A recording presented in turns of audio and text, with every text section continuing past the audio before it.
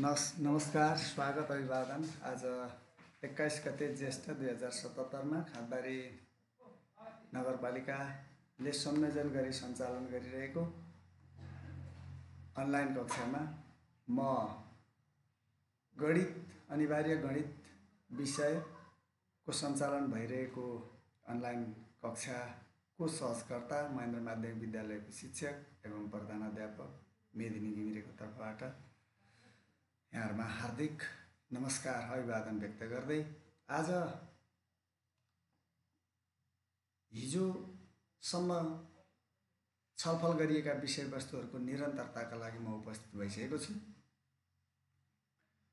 हिजोका कक्षामा ज्योमेट्री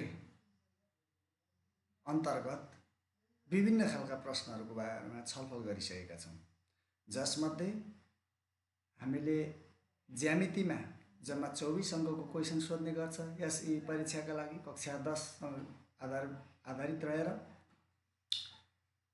जसमा 1 अङ्कका छोटा प्रश्न, 2 अङ्कका छोटा प्रश्न, 4 अङ्कका लामा प्रश्न र 5 अङ्कका लामा प्रश्नहरू सोध्ने गर्छ र 1 अङ्क र 2 अङ्कका हामीले पूर्ण रूपमा सम्भाव्य नमुना प्रश्नहरूको बारेमा छलफल गरिसकेका छौँ भने 4 अङ्क सोध्ने प्रश्न सामान्यतया एउटा किताबको साध्य, एउटा रचना, एउटा प्रमाण, प्रयोगात्मक प्रमाण, 3वटा लङ क्वेसन सोध्ने गर्छ र एउटा 5 अङ्कको लङ क्वेसनमा चाहिँ बनाएर दिने बाहिरी साध्य सोध्ने गर्छ। यसै क्रममा हामीले अहिलेसम्म छलफल गरिसकेका छौँ वृत्त सम्बन्धीको किताबका साध्य तथा बाहिरी साध्य सम्बन्धीका विषयवस्तुहरूको बारेमा हामीले छलफल गरिसकेका छौँ। त्यसको केही अंश बाहिरी साध्यका लागि उदाहरणहरू प्रस्तुत गर्ने क्रममा महत्त्वपूर्ण ठानिएको केही उदाहरण आज म थोरै बाँकी रहेका उदाहरणहरू प्रस्तुत गर्न गइरहेको छु भने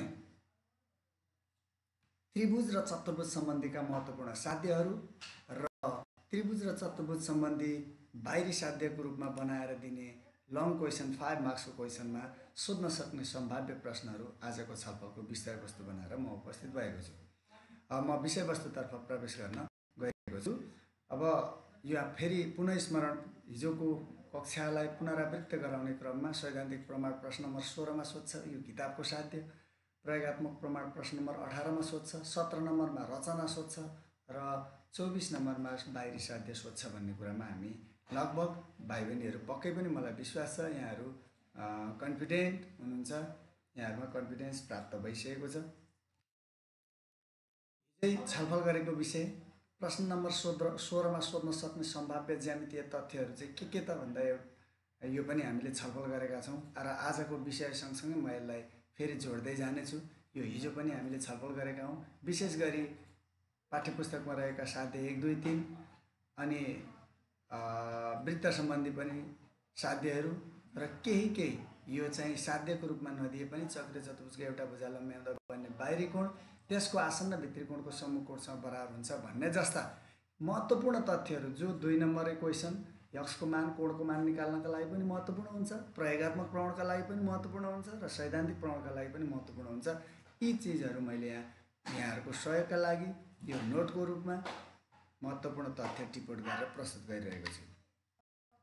अब सैद्धान्तिक प्रमाणमा हामी के गर्छौँ, चाहे त्यो किताबको साध्य होस्, चाहे त्यो बनाएर दिने बाहिरी साध्य होस्, त्यसमा के गर्छौँ भन्दा के प्रमाणित गर्नुपर्ने छ, के दिएको छ त्यो भनाइलाई उल्लेख गर्छौँ, त्यो अनुसार चित्र बनाउँछौँ, भनाइ र चित्रमा रहेको नामको आधारमा थाहा दिएको प्रमाणित गर्नुपर्ने तथ्यहरू टिप्पण गर्छौँ, यदि पर्छ आवश्यकता रहेको छ भने त्यसमा जुक्ति लगाउँछौँ, रचना गर्छौँ, छैन भने हामी प्रमाणमा जान्छौँ र एकातर्फ तथ्यहरू अर्कोतर्फ कारणहरू दिएर तर्कका आधारबाट ज्यामितीय तथ्यका आधारबाट तर्क प्रस्तुत गरी दिएको सिद्धान्तलाई हामी प्रमाणित गर्ने क्रम नै सैद्धान्तिक प्रमाण हो।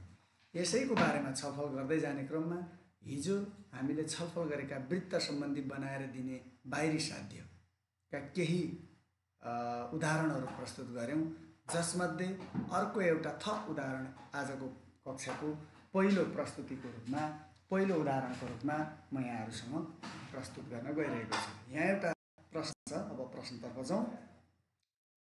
दिएको चित्रमा पिक्यू व्यास हो। यो पिक्यू चाहिँ डायमिटर हो, ओ सेन्टर हो केन्द्रबिन्दु, र पिएक्स लाइन र एसएक्स लाइन इक्वल भए यो OX parallel to QS, OX र क्युएस प्यारलल हुन्छ भनी प्रमाणित गर्नुहोस् भन्यो। अब प्यारलल हुनका लागि हामीले के चाहिन्छ? हामीले सानै कक्षामा 7-8 कक्षामै पढेका छौँ कि दुईवटा समानान्तर रेखालाई एउटा छेदकले काट्दा बनेको एकान्तर कोण बराबर हुन्छ, दुईवटा समानान्तर रेखालाई एउटा छेदकले काट्दा बनेको संगत कोण बराबर हुन्छन्। त्यस्तै दुईवटा समानान्तर रेखालाई एउटा छेदकले काट्दा बनेको क्रमागत भित्री कोणहरूको जोड 180 डिग्री हुन्छ भन्ने विषय हामीले पढिसकेका छौँ। त्यसो हो भने समानान्तर रेखालाई ट्रान्सभर्सलले काट्दा, छेदकले काट्दा बन्ने एकान्तर कोण वा संगत कोण बराबर हुन्छ भने संगत कोण र एकान्तर कोण बराबर भएको अवस्थामा वा क्रमागत भित्री कोणको जोड चाहिँ 180 डिग्री भएको अवस्थामा ती दुईटा रेखालाई एउटा छेदकले काटेको अवस्थामा त्यस्तो कन्डिसन मान्य भएको अवस्था छ भने ती रेखाहरू समानान्तर हुन्छन् भनेर हामी साध्य र विलोम भनेर हामीले छलफल गर्ने गर्थ्यौँ सानै क्लासदेखि। त्यसैले समानान्तर देखाउन कि त एकान्तर कोण बराबर देखाउन सक्नु पर्यो, कि त संगत कोण बराबर देखाउन सक्नु पर्यो, वा क्रमागत भित्री कोणहरूको जोड 180 डिग्री देखाउन सक्नु पर्यो। हामीले यो प्लान बनाउनु पर्छ कि यो दुईटा रेखालाई यो यहाँ भएको यो सानो कोण र यो क्यूमा भएको कोण, अथवा यो मुन्तिरपट्टिको यक्स ओएस भन्ने एङ्गल र ओएस क्यू भन्ने एङ्गल एकान्तर कोण, यस्ता एङ्गलहरूको रिलेसन देखाउन हामी कोसिस गर्नुपर्नेछ। अब यहाँ थाहा दिएको के छ भन्दा यो वृत्तमा केन्द्रबिन्दु ओ र पिक्यू चाहिँ व्यास छ अनि पिएक्स इक्वल टु एसएक्स प्रमाणित गर्नुपर्ने X O parallel to SQ छ, क्युएस अथवा एसक्यू। अब हामीले के गर्यौँ भन्दा मैले यहाँ डट डटको रूपमा लेखेको छु यस र ओ जोडौँ। अब यो यस र ओ जोडौँ भने यो ओएक्सले पी बिन्दुसँग जोडेको एउटा त्रिभुज, ओएक्सले यस बिन्दुसँग बनाएको एउटा त्रिभुज, यी दुईटा त्रिभुज बिचमा कम्पेयर गरौँ कन्ग्रुएन्ट देखाउनका लागि। अब पिएक्स यो ट्रायंगलमा ट्रायंगल पिओएक्स र एसओएक्समा पिएक्स इक्वल टु एसएक्स हुन्छ, यो थाहा दिएको छ, थाहा दिएकोमै छ। ओएक्स इक्वल टु ओएक्स हो, यो पनि कमन साइड छ, दुवै त्रिभुजको साझा भुजा भएकोले।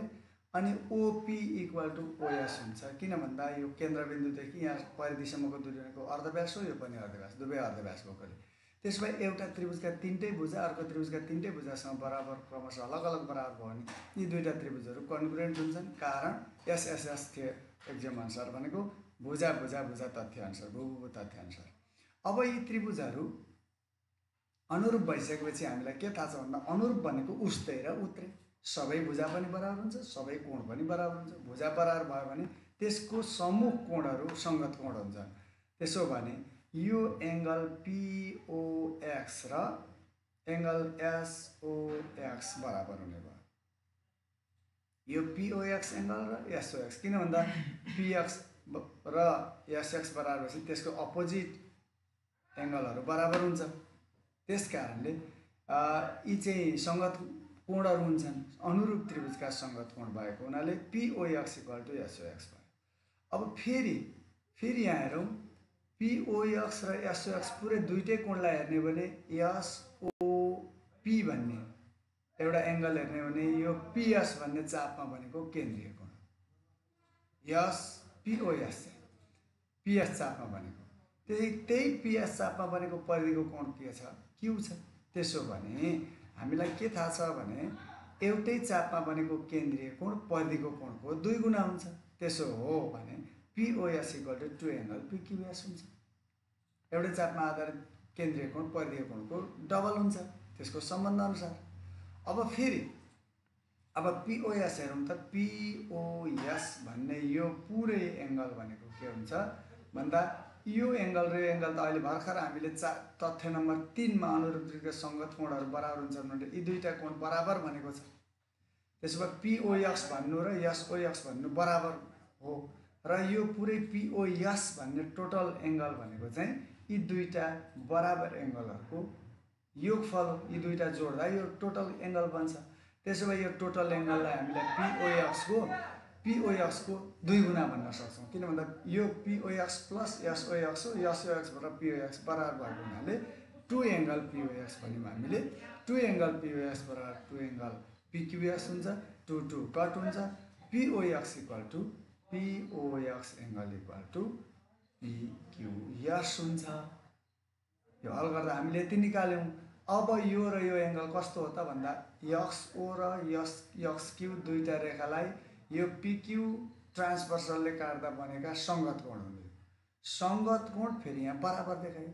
सङ्गत कोण त जुनसुकै अवस्थामा पनि हुन्छ दुईटा रेखालाई एउटा छेदकले काट्दा, तर यदि ती सङ्गत कोणहरू बराबर हुन्छ भने ती रेखाहरू प्यारलल हुन्छ। प्यारलल भएको अवस्थामा मात्रै सङ्गत कोण बराबर हुने भएको हुनाले यहाँ सङ्गत कोण बराबर छ, त्यसैले प्यारलल छ भन्न हामी सक्छौँ सङ्गत कोण बराबर भएकोले भनेर। एउटा यस्तो परीक्षाका लागि सम्भाव्य एउटा बाहिरी साध्य महत्त्वपूर्ण क्वेसनको रूपमा हामीले यहाँनिर एउटा उदाहरण प्रस्तुत गऱ्यौँ।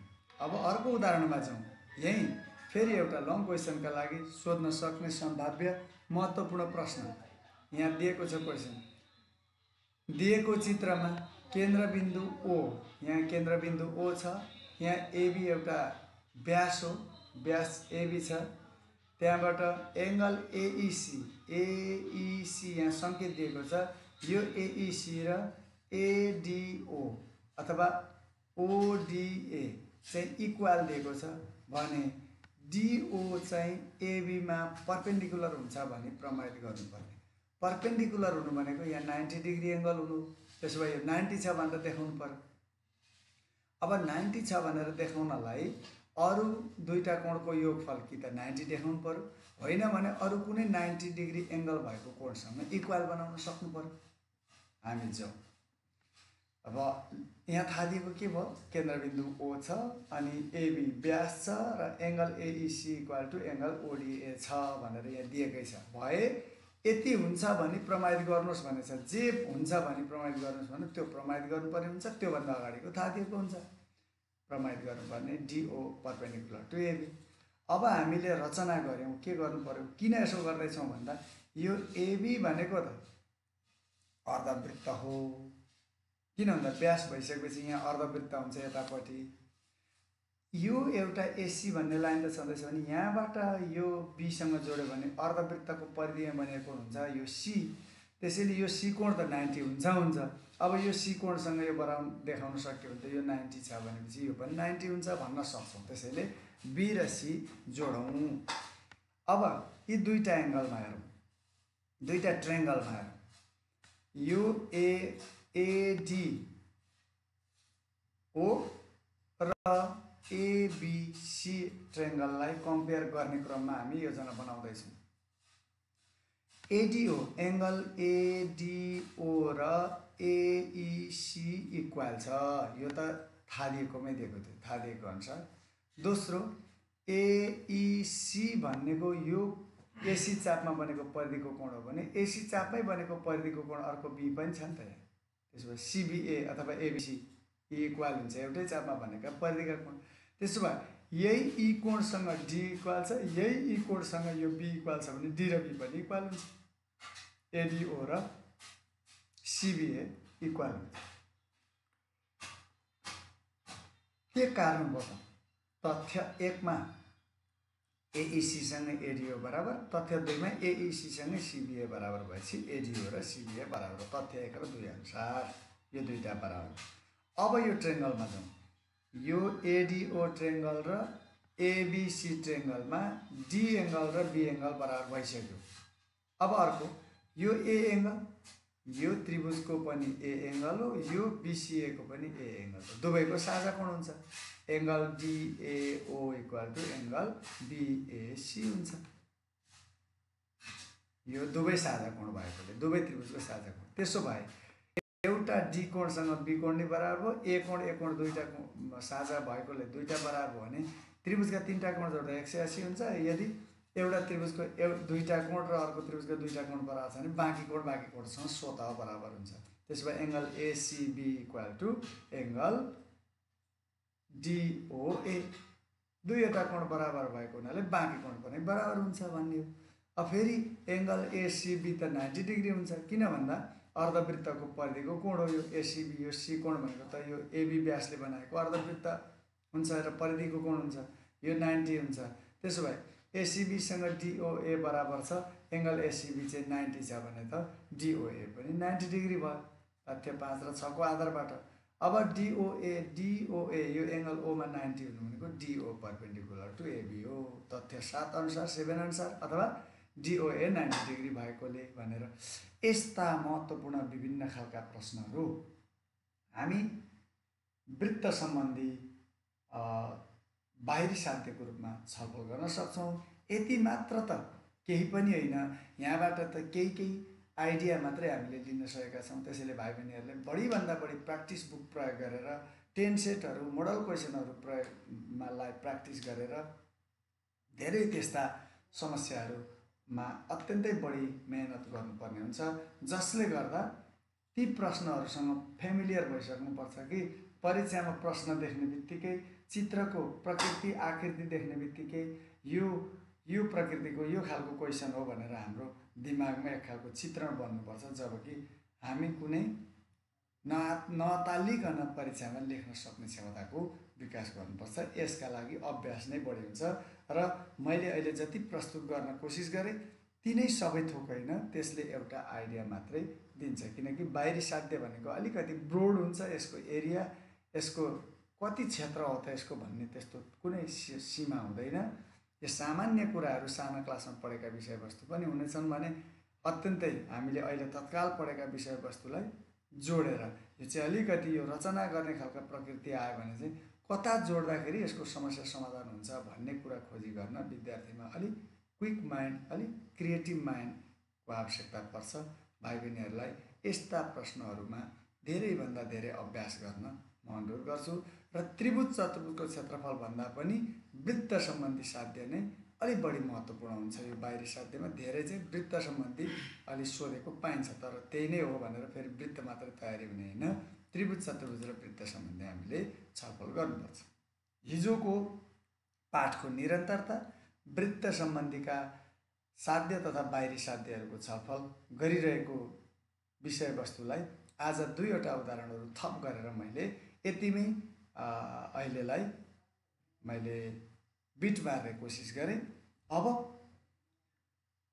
यही हिजो वृत्तकै 16 नम्बर र 24 नम्बरको क्वेसनमा हामीले छलफल गऱ्यौँ। 16 नम्बर भनेको किताबको साध्य, 24 नम्बर भनेको बाहिरी साध्य। तिनै दुईटामा कि त वृत्त कि त त्रिभुज चतुर्भुजको क्षेत्रफल सम्बन्धी सोध्ने हो। त्यसो हो भएको हुनाले 16 र 24कै लागि हिजो वृत्तको छलफल गऱ्यौँ भने आज त्रिभुज र चतुर्भुजका सम्बन्धीका साध्यहरू, बाहिरी साध्यहरू 16 र 24 नम्बरमा सोध्न सक्ने सम्भाव्य त्यस्ता विषयवस्तुसँग अब हामी परिचित हुन कोसिस गर्नेछौँ। प्रश्न नम्बर 16 समूह घको ग्रुप सी को हो, यो गको हो। प्रश्न नम्बर 16 सम्बन्धी अब छलफलको विषयवस्तुलाई म अगाडि बढाउँछु र पहिलो चरणमा किताबमा दिएका महत्त्वपूर्ण सैद्धान्तिक प्रमाणहरू साध्यहरूलाई छलफल गर्न गइरहेको छु। यो हामी विद्यार्थीहरू धेरै परिचित भइसक्नु भएको छ, किन भन्दा रचनामा पनि यही विषयवस्तु जोडिन्छ र हरेक प्रमाणहरूमा पनि यही विषयवस्तु जोडिन्छ। योभन्दा अगाडि एउटा साध्य छ कक्षा 10मा आइकन, समानान्तर चतुर्भुजलाई विकर्णले आधा गर्छ, डायगोनलले त्यसलाई बाइसेक्ट इक्वल पार्टमा डिभाइड गर्छ भन्ने कुरा हामीले पढेका छौँ र त्यो चाहिँ मैले अहिले सामान्य सिद्धान्त भएको हुनाले मैले अलि महत्त्वपूर्ण तथ्यहरूलाई उदाहरणको रूपमा प्रस्तुत गर्न गइरहेको छु। एउटै आधार र उही समानान्तर रेखा बीच बनेका समानान्तर चतुर्भुजहरूको क्षेत्रफल बराबर हुन्छ। एउटै आधार र उही समानान्तर रेखा, स्वाभाविक रूपले हामीले के जानेका छौँ समानान्तर चतुर्भुजको क्षेत्रफल भन्दा बी इन्टु एच, आधार इन्टु उचाइ, अनि आधार एउटै छ सूत्रमा लाउने बी एउटै हुन्छ। एच भनेको उही समानान्तर रेखा भएपछि त समान अन्तर डिस्टेन्स बराबर हुने हो। त्यसैले जुनसुकै समानान्तर चतुर्भुजको पनि त्यही प्यारालल लाइनभित्र बनेको हो भने त हाइट त बराबर हुन्छ नि त, पर्पेन्डिकुलर हाइट। त्यसैले बेस इन्टु हाइट एउटै हुने बित्तिकै ती त्रिभुजको क्षेत्रफल बराबर हुन्छ भनेर हामीले प्रयोगद्वारा देखाउन सक्छौँ। यसलाई सैद्धान्तिक प्रमाणको रूपमा कसरी प्रमाणित गर्ने अब छलफल गरौँ। यो भनाइअनुसार चित्र बनाउने महत्त्वपूर्ण कुरा हुन्छ। आधार, यहाँ सिडी आधार, उही समानान्तर रेखा एबी, बीचमा बनेको एउटा एसिडिएन एउटा समानान्तर चतुर्भुज छ, अर्को एमसिडिबी समानान्तर चतुर्भुज छ। हामीले थाहा दिएकोले समानान्तर चतुर्भुज छ मात्र लेख्नुको सट्टा भाइ बहिनीहरू तपाईँहरूले के लेख्न सक्नुहुन्छ भने समानान्तर चतुर्भुजको विशेषता के हो? सम्मुख भुजा बराबर हुन्छ, जस्तो एएनसँग सिडी बराबर, त्यस्तै सिडीसँग त अर्को एमबी पनि बराबर, अनि एमसीसँग डिबी बराबर, यता एसीसँग एनडी बराबर। समानान्तर चतुर्भुज हुने बित्तिकै सम्मुख भुजाहरू बराबर हुने, सम्मुख कोणहरू बराबर हुने, सम्मुख भुजाहरू समानान्तर हुने, यो चाहिँ यसको विशेषता हो। त्यो चिज यहाँभित्र लुकेको छ समानान्तर छन् भन्ने बित्तिकै। अब प्रमाणित गर्नुपर्ने तिनै एसिडिएन र एमसिडिबी समानान्तर चतुर्भुजको क्षेत्रफल बराबर हुन्छ भनेर देखाउनु पर्यो।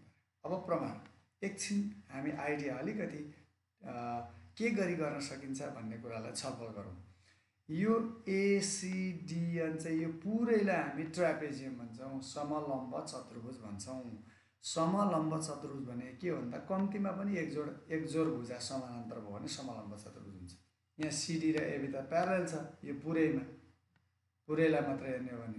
त्यसैले यो समलम्ब चतुर्भुजमा यतापट्टिको त्रिभुज हटाइदियो भने यो सचा आउँछ, यताको त्रिभुज हटाइदियो भने यो सचा आउँछ। त्यसो भएकोले यी दुईटा ट्रायंगललाई हामीले इक्वल गर्न खोज्नु पर्यो। अनि एकतिर यो हटाइदिउँ, अर्कोतिर अर्को त्रिभुज हटाइदिउँ, बाँकी रहेको भाग बराबर हुन्छ भन्ने हो। त्यसो भएले यी दुईटा त्रिभुजहरूलाई हामीले बराबर देखाउनु भनेको, बराबर त्रिभुज हुनु भनेको त अनुरूप हुनु। त्यसैले यी दुईटा त्रिभुजलाई अनुरूप देखाउन कोसिस गरौँ। ट्रायंगल एसिएम र ट्रायंगल बिडिएनमा हामी कम्पेयर गरौँ के इक्वल छ। यो डबल एरो दिएको र डबल एरो दिएको, यो एउटै समानान्तर चतुर्भुजका सम्मुख भुजा हो, त्यसैले बराबर भयो। समानान्तर चतुर्भुजका सम्मुख भुजा भएकोले एसी इक्वल टु एनडी। अब यो दुईटा समानान्तर रेखालाई यो छेदकले ट्रान्सभर्सलले काट्दा बनेको यो ए कोण र यो एनको भित्रपट्टिको कोण, ए कोण र एन कोण भनेको सिएएम र डिएनबी चाहिँ इक्वल हुन्छ। किन भन्दा यी त सङ्गत कोणहरू हुन्। त्यस्तै गरी यताको समानान्तर चतुर्भुजलाई यी दुईटा रेखा हेर्ने भने दुईटा रेखालाई छेदकले काट्दा भनेको यो एम कोण एङ्गल एएमसी र एङ्गल एनबिडी यो पनि इक्वल हुन्छ। यी दुईटा पनि के हो त सङ्गत कोणै हो। त्यसो भए एउटा भुजा, त्यसको छेउको कोण, अर्को कोण, भूको साइड एङ्गल एक्जाम अनुसार के भयो त यी दुईटा त्रिभुजहरू अनुरूप भए, कन्ग्रुएन्ट भए। कन्ग्रुएन्ट के तथ्यले भए? भूको तथ्यबाट। त्यसो भए अनुरूप हुनु भनेको के हो? ती दुईटा त्रिभुजको क्षेत्रफल पनि बराबर हुनु। अनुरूप भनेको same in size and same, उस्तै आकार पनि र उत्रै आकार पनि भएको हुनाले यी बराबर हुन्छ। त्यसो भए त्यही त्रिभुज एसिएम र त्रिभुज एनडिबी चाहिँ के हुन्छ? इक्वल हुन्छ, अनुरूप त्रिभुजहरू बराबर हुन्छन्। अब बराबर भइसकेपछि त यो बराबर मध्ये यो पुरै चित्रबाट समलम्ब चतुर्भुजबाट एकतिर एसिबिडीबाट डिबीबाट एकतिर एसिएम घटाइयो, त्यही एसिबिडी समलम्ब चतुर्भुजबाट एनडिबी घटाइयो। आखिर एसिबिडी त इक्वल हो, एउटै हो। त्यही एउटै चिजबाट एसिएम र एनडिबी चाहिँ बराबर भएको हुनाले एकतिर एसिएम अर्कोतिर एनडिबी घटाइयो। यसको कारण के? समलम्ब चतुर्भुजबाट बराबर त्रिभुजहरू दुवैतर्फ एसिएम र एनडिबी बराबर भएको हुनाले बराबर त्रिभुजहरू हटाउँदा अब के बाँकी रहन्छ त? एसिडिबीबाट एसिएम घटायो, यो त्रिभुज निकाल्यो भने के रहन्छ? एमसिडिबी रहन्छ। त्यस्तै यो समलम्ब चतुर्भुजबाट बिडिएन घटायो, एनबिडी घटायो भने के, यो घटायो भने के रहन्छ? एसिडिएन रहन्छ। पुरै बराबर चिजबाट बराबर तथ्य बराबर घटाउँदा बाँकी रहेको भाग पनि बराबर हुन्छ भन्ने तथ्यलाई हल समीकरणको हलको सिद्धान्त अनुसार शेष तथ्य भन्छ। सिङ्गो सिङ्गो वस्तु बराबर छ, त्यो सिङ्गो वस्तुबाट बराबर टुक्राहरू बराबर अंशहरू निकालियो भने बाँकी रहेको अंश पनि बराबर हुन्छ भन्नुलाई शेष तथ्य भनिन्छ।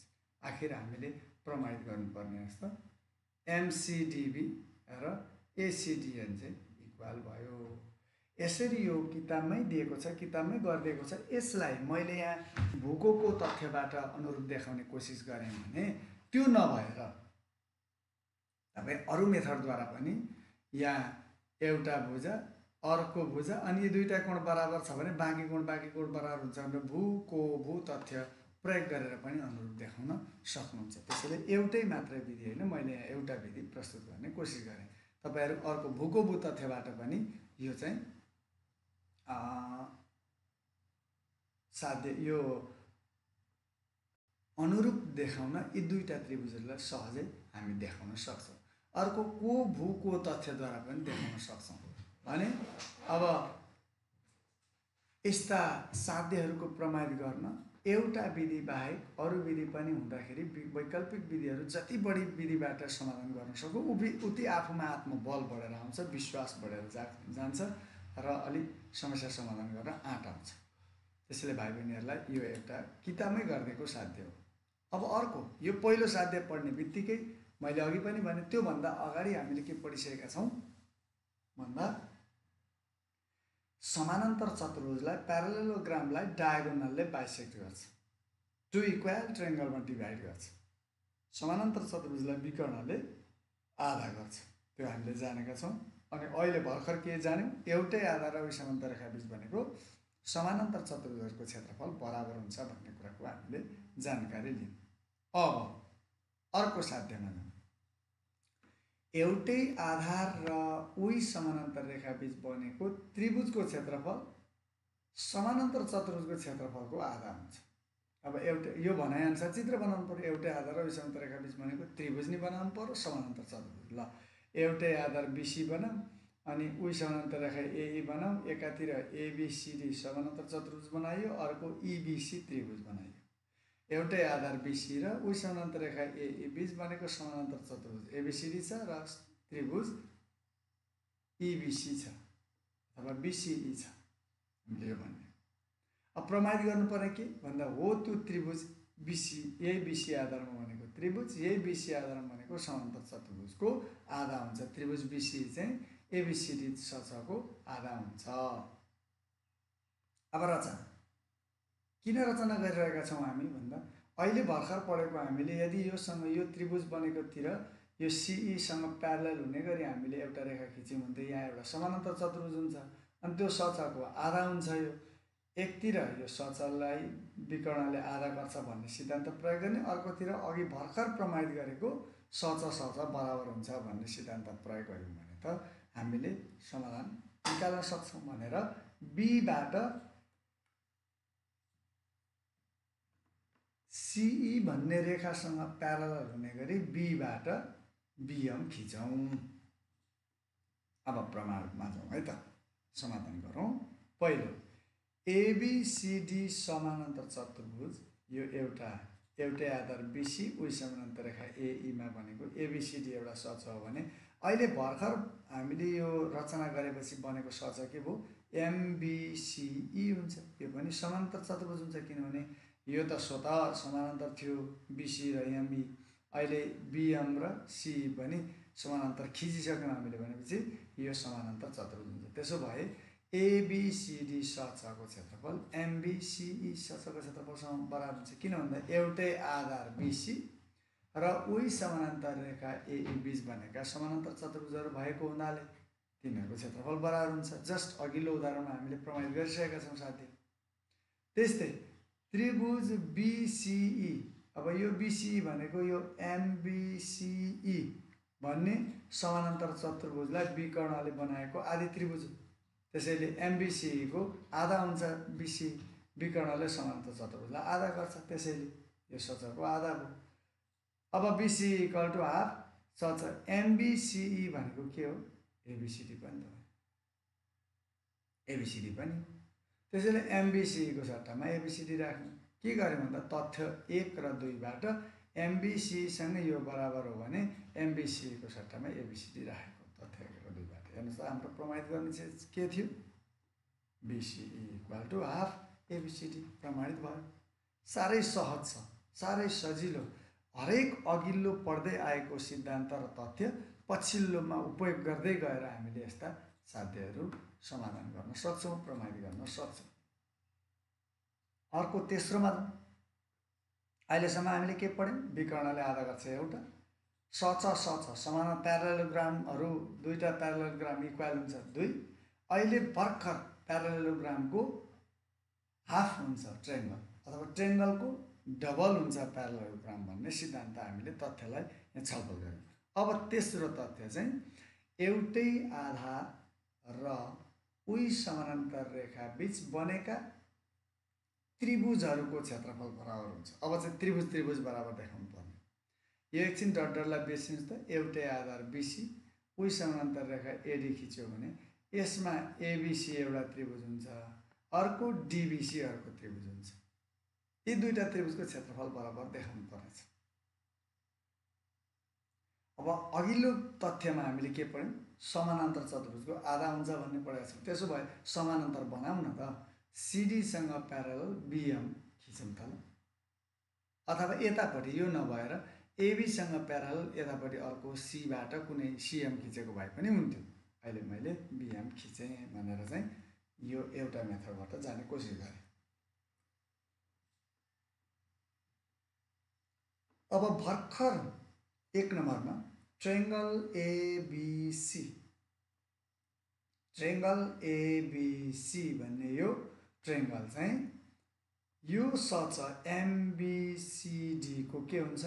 हाफ हुन्छ। एउटै आधार बिसी र उही समानान्तर रेखा एडी बीच बनेको एबिसी त्रिभुज र एमबिसिडी समानान्तर चतुर्भुजको आधा हुन्छ त्रिभुज। यो हामीले बुझेका छौँ। अर्को फेरि बिसिडी भन्ने यो चाहिँ ट्रायंगल, यो त्रिभुज चाहिँ फेरि एमबिसिडी को आधा हुन्छ। यो एउटा समानान्तर चतुर्भुजलाई यो विकर्ण बोपेडी चाहिँ विकर्णले आधा गर्छ। अब हेर्नुहोस् त, त्यही एमबिसिडी को आधा एबिसी, त्यही एमबिसिडी को आधा बिसिडी हो भने त्यो एबिसी इक्वल टु बिसिडी हुन्छ। के कारणले भन्दा तथ्य 1 र 2 बराबर तथ्यानुसार एउटै चिजसँग बराबर भएको परिमाण एकअर्कामा बराबर हुन्छ। त्यसैले एबिसी इक्वल टु बिसिडी प्रमाणित भयो। किताबका साध्य यति नै हो। किताबमा दिएका साध्यहरू सिद्धान्तको रूपमा भोलि अन्य साध्यहरूलाई प्रयोग गर्ने तथ्यहरू भनेको यिनै हो। र योबाट वा वृत्तका किताबमा दिएका साध्यमध्येबाट एउटा क्वेसन दिने भएको हुनाले यस्तो गाह्रो छैन। भाइ बहिनीहरूले यसलाई पर्फेक्ट हुनका लागि के गर्नुपर्छ भन्दा तपाईँ यदि यसलाई सहयोगी सामग्रीको रूपमा प्रयोग गर्नुहुन्छ भने यही सामग्रीलाई यो नाम राम्ररी यसलाई अध्ययन गर्नुहोस्, सुन्नुहोस्, हेर्नुहोस्, अनि यही नाम राखेर आफै कोसिस गर्नुहोस्। त्यसपछि जहाँ कन्फ्युजन छ फेरि यो सामग्री हेर्नुहोस् र क्लियर हुनुहोस्। अनि यो नामको सट्टामा आफ्नो खुसीले अरू नै आफैले नामहरू दिएर त्यो नामअनुसार प्रमाणित गर्न सक्नुभयो भने तपाईँ यसमा सक्षम बन्नुहुनेछ भन्ने म तपाईहरुलाई चाहिँ जानकारी गराउँदै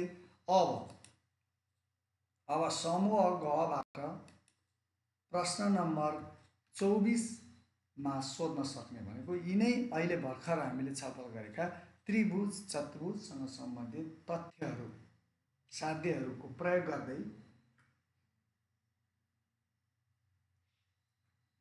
5 मार्क्स को लङ क्वेसनमा सोध्न सक्ने केही महत्त्वपूर्ण साध्य सिद्धान्तहरूको बारेमा छलफल गर्दैछु। आज हामी ज्यामितिका यी तथ्यहरू सँगसँगै अब केही बाँकी रहन्छ ज्योमेट्रीको एउटा प्रयोगात्मक प्रमाण र रचना। म भाइ बहिनीहरूलाई यो सँगसँगै के अनुरोध गर्छु भने प्रयोगात्मक प्रमाण र रचना बाट 4 4 8 अङ्कको दुईटा लङ क्वेसन सोध्छ, 4 अङ्कका दुईटा। त्यसैले यो कुनै पनि हालतमा भाइ बहिनीहरूले उम्काउनु हुँदैन। त्यो नम्बर त्यो दुईटा चाहिँ गरेर सिक्ने कुरा भएको हुनाले त्यहाँ कुनै तथ्य सिद्धान्त प्रयोग गर्ने भन्दा नि काम गरेर त्यसलाई चाहिँ फिगर बनाउने भएको हुँदा सबै भाइ बहिनीहरूले त्यो आफैले प्र्याक्टिकल्ली प्रयोग गर्नु होला। रचना र प्रयोगात्मकमा साह्रै महत्त्वपूर्ण र सजिलो अङ्क ल्याउने विषयवस्तु हो। त्यसलाई तपाईँहरू आफू तयारी रहनु होला। र आज यो तथ्य सँगसँगै अब बाँकी रहेको समयमा म तपाईँहरूलाई तथ्याङ्कशास्त्र मध्यिका चतुर्थांश सम्बन्धीका केही विषयवस्तुहरू पस्कने छु। र अब भने बाहिरीको साध्य त्रिभुज चतुर्भुज सम्बन्धीको। यहाँ हेरौँ चित्रमा, यो दिएको चित्रमा एबिसी एउटा ट्रेङ्गल देखिन्छ अनि एबी भन्ने रेखाको मध्यबिन्दु पी छ। पी चाहिँ मध्यबिन्दु, पी मध्यबिन्दु भनेको पिबी र पिए इक्वल छ। अथवा सीबाट पी जोड्यो भने सिपी भनेको चाहिँ एउटा मध्यिका हुन्छ। हामीले एउटा सिद्धान्त, यो मध्यिका हुने बित्तिकै मध्यिकाले एउटा भुजाको मध्यबिन्दुमा शीर्षबिन्दुबाट शीर्ष बिन्दु र मध्यबिन्दु जोड्दाखेरि बन्ने रेखालाई हामी मध्यिका भन्छौँ। त्यो मध्यिकाले त्यो त्रिभुजको क्षेत्रफललाई आधा आधा गर्छ। हामीले एउटा सिद्धान्त सम्झिहालौँ मध्यिका भन्ने बित्तिकै। बिसीमा कुनै बिन्दु क्यू छ, बिसी भन्ने रेखामा कुनै बिन्दु क्यू छ। सिआरले एबीलाई आरमा भेट्यो अनि सिआर, यो सिआर भन्ने अहिलेको लाइन र पिक्यू भन्ने लाइन चाहिँ प्यारलल छ अरे भने हामीले के प्रमाणित गर्नुपर्छ भन्दा बिक्युआर यो ट्रेङ्गल चाहिँ पुरै होल ट्रेङ्गल एबिसीको हाफ हुन्छ भनेर प्रमाणित गर्नुपर्ने। अब हामी समाधान गर्न सुरु गरौँ। यहाँ दिएको चित्रमा के दियो, पिए इक्वल टु पिबी, किनभने पी भनेको त मध्यबिन्दु भनेको छ, यो इक्वल हो। अनि सिआर प्यारलल टु पिक्यू छ, यो दिएको छ। मैले अघिल्ला प्रश्नहरूमा यहाँ निकै भनाइको रूपमा लामो भाषा लेखेको थाहा दिएकोमा त्यो लेखेको पनि थिएँ। अहिले मैले यहाँ भाषा नलेखिकन डाइरेक्ट दिएका तथ्यहरू मात्रै टिपोट गरेँ। तपाईँहरूले यस्ता वैकल्पिक विधिहरू जसरी पनि यो कुरालाई लेख्न सक्नुहुन्छ। प्रमाणित गर्नुपर्ने के छ, यहाँ दिएकै छ, प्रमाणित गर्नुहोस् भनेर बिक्युआरको क्षेत्रफल चाहिँ हाफ ट्रेङ्गल एबिसी हुन्छ भनेर देखाउनु पर्ने छ। अब यो मध्यबिन्दु र सी जोडौँ, मध्यिका बनाऊँ, पी र सी जोडौँ। अब प्रमाण गरौँ। एकतिर तथ्यहरू, अर्कोतिर कारणहरू। तथ्य नम्बर 1 मा आरपिसी अथवा आरपिसी एउटा त्रिभुज छ, आरपिक्यू अर्को त्रिभुज छ।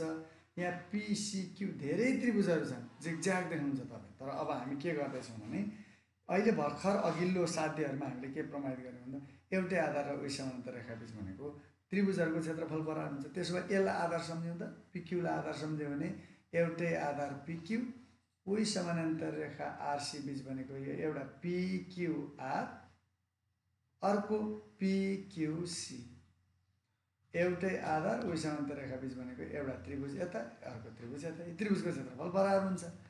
आरपिक्यू इक्वल टु पिक्यूसी, एउटै आधार पिक्यू र उही समानान्तर रेखा आरसी बीच भनेको त्रिभुजहरूको क्षेत्रफल बराबर हुने भएकोले अब यो ट्रेङ्गल छ पिबिक्यू। पिबिक्यू भनेको त दुवैतर्फ बिपिक्यू छ। त्यो बिपिक्यूमा अहिले बराबर देखिएका आरपिसी एकातिर थपिदिउँ। हेर्नुहोस् है, आरपिक्यूमा बिपिक्यू थप्यो, पिक्यूसीमा पनि बिपिक्यू थप्यो भने यी दुईटा बराबर थिए, बिपिक्यू दुवैमा थप्यो, दुवैतर्फ बराबर बिपिक्यू थप्दा अब यी दुईटा जोड्दा के भन्छ हेर्नुहोस् त, आरपिक्यू। आरपिक्यू भनेको यो पिक्यूदेखि यताको त्रिभुज, त्यसमा बिपिक्यू थपेपछि पुरै बनेको बनेन, बिक्युआर बन्यो। अर्को त्यही पिक्युसीमा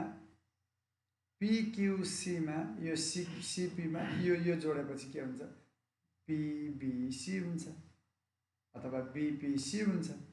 यसलाई भनिन्छ अघि टुक्रा टुक्रा बराबर भएको दुईटा बराबर टुक्राहरू, दुवैतर्फ बराबर भएका दुईटा बराबर टुक्राहरू जोड्दा बन्ने सिङ्गो वस्तु पनि बराबरै हुन्छ। सिङ्गो टुक्रे तथ्य भन्छ, यसलाई होल पार्ट एक्जियम भन्छ।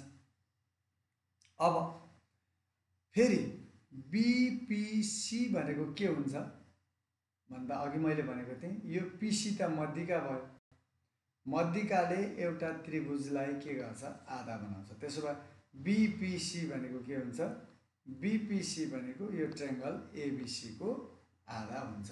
के कारणले गर्दा ट्रायंगल एबिसीमा पी चाहिँ मध्यबिन्दु हो र सीबाट यो जोड्दा बन्ने पिसी भनेको चाहिँ मिडियन हो, मध्यिका हो। त्यसैले पिसी मध्यिका भएकोले त्यसले आधी गर्छ। अब हेर्नुहोस् त बिपिसीको सट्टामा हामी के लेख्न सक्छौँ, बिक्युआर, किनभने बिपिसी बराबर त बिक्युआर छ। त्यही बिपिसीको ठाउँमा बिक्युआर राख्नु भने हाफ ट्रायंगल एबिसी। किन तथ्य 3बाट बिपिसीको सट्टामा बिक्युआर राखेको हो, यहाँ 4मा 3 र 4बाट। हेर्नुहोस् हामीले प्रमाणित गर्नुपर्ने के थियो, triangle BQR equal to half triangle ABC. हामीलाई चाहिएको चिज प्रमाणित भयो। यसरी बाहिरी साध्य जो अगाडि पढेकै तथ्यहरू छन्, तर हाम्रो काम चाहिँ के हो भन्दा हामीले पढेकै, हामीले जानेकै, बुझेकै सिद्धान्त तथ्यहरूलाई प्रयोग गरेर समाधान गरिन्छ। तर त्यो कसो गर्ने भन्ने अवस्था हुन्छ भाइ बहिनीहरूलाई। त्यो जबसम्म बढीभन्दा बढी अभ्यास गरिँदैन तबसम्म त्यस्तो खालको अनुभूति हुन सक्छ। अर्को हेर्नुहोस्, त्यहाँ चित्र हेर्दा एकदम चाहिँ कता कता जेलिएको छ। दिएको चित्रमा AB parallel CD parallel to EF छ, यो दिएको छ। अनि एडी प्यारलल बिई पनि छ यो पुरै। त्यस्तै गरी यो डिई प्यारलल एएफ पनि छ, यहाँ दिएको छ। भने हामीले प्रमाणित गर्नुपर्ने के छ, समानान्तर चतुर्भुज डिइएफएच यो समानान्तर चतुर्भुज चाहिँ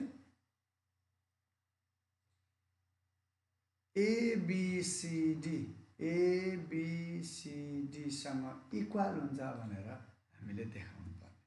समानान्तर चतुर्भुज नै समानान्तर चतुर्भुज हो। त्यसो भए यी विभिन्न समानान्तर रेखाहरूमा एउटै आधार र वही समानान्तर रेखा बीच बनेका समानान्तर चतुर्भुजहरूको क्षेत्रफलको सम्बन्ध प्रयोग गरौँ। ल तथ्य 1 मा जाउँ। यो एबीसीडी एकछिन यो उँधोकोलाई तपाईँले बिर्सिनुभयो, यो इजिएफ भन्नेलाई बिर्सिनु भयो भने पनि के हुन्छ भन्दा यताकोलाई सम्झिने एउटै आधार एडी, उही समानान्तर रेखा बिई, एउटै आधार एडी र उही समानान्तर रेखा बिई बीचमा बनेको यो एउटा एबीसीडी सच हो, अर्को एडीइजी पनि सच हो। एउटै आधार र उही समानान्तर रेखा बीच बनेका समानान्तर चतुर्भुजहरूको क्षेत्रफल बराबर हुन्छ। यो एउटा तथ्य। फेरि यतापट्टि जाउँ, यो डिई आधारलाई हेरौँ त। एउटै आधार डिई र उही समानान्तर रेखा एएफ बीचमा बनेको त्रिभुजलाई तपाईँ कम्पेयर गर्नुहोस्। यो एडिइजी एउटा, त्यस्तै एडिइएफएच अर्को, यही आधार डिईमा बनेको छ र यही समानान्तर रेखा एएफमा बनेको छ। एउटै आधार डिई र उही समानान्तर रेखा एएफ बीच बनेको यो एउटा डिइजिए र डिइजिएच, यी दुईटा बराबर हुन्छ।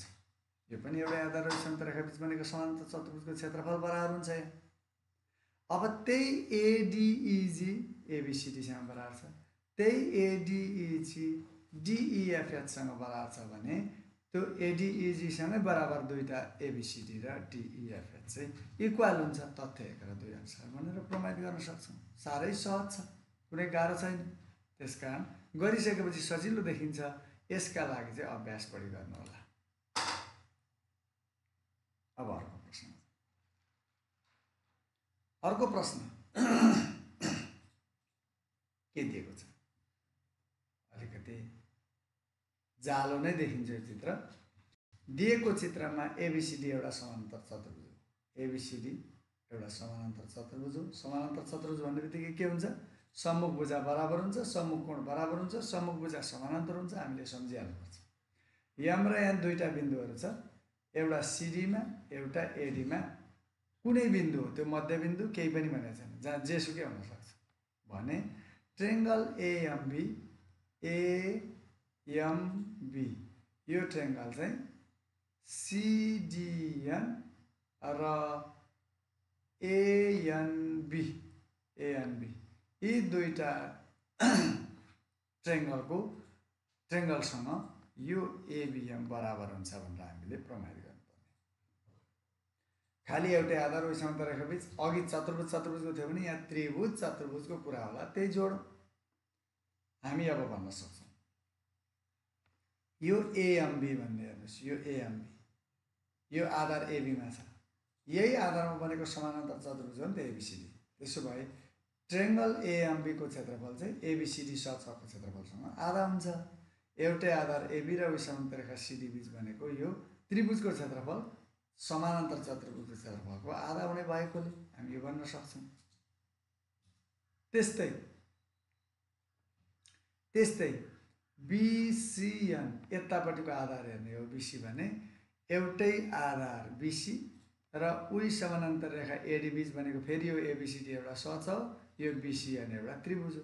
त्यसो भए BCN त्रिभुज चाहिँ ABCD को आधा हुन्छ। उही हो कारण, एउटै आधार BC र उही समानान्तर रेखा AD बीच बनेको समानान्तर चतुर्भुजको क्षेत्रफलको आधा त्रिभुज हुने भएकोले। त्यसो भए त्यही ABCD को क्षेत्रफल चाहिँ AMB, त्यसको आधा AMB हुन्छ, त्यही ABCD को क्षेत्रफलको आधा BCN हुन्छ नि। यो दुईटा त बराबर हुने रहेछ पक्कै पनि। अब तपाईँ हेर्नुहोस्, BCN यो पुरै समानान्तर चतुर्भुजको आधा BCN हुन्छ भने अब बाँकी रहेको यो DCN र ABN चाहिँ आधा हुनु पर्यो। किन भन्दा पुरै समानान्तर चतुर्भुज मध्ये यो BCN भन्ने चाहिँ आधा हुन्छ भने बाँकी रहेको भाग पनि त आधा हुनु पर्यो नि। बाँकी रहेको भाग भनेको दुई टुक्रा छ, एउटा DCN अथवा CDN, अर्को ANB। यी दुईटा बराबर पनि हाफ ABCD हुन्छ। किन भन्दा आधी चाहिँ एउटा भाग समानान्तर चतुर्भुजको आधी हुन्छ भने बाँकी भाग आधी हुनु पर्यो नि। बाँकी भाग आधा हुने भएकोले समानान्तर चतुर्भुजको बाँकी भाग। अब हेर्नुहोस्, हरेक चिजलाई हरेक चिजसँग बराबर गर्न सक्ने भयौँ। ABCD कै हाफ छ, ABCD कै हाफ छ, ABCD कै हाफ छ।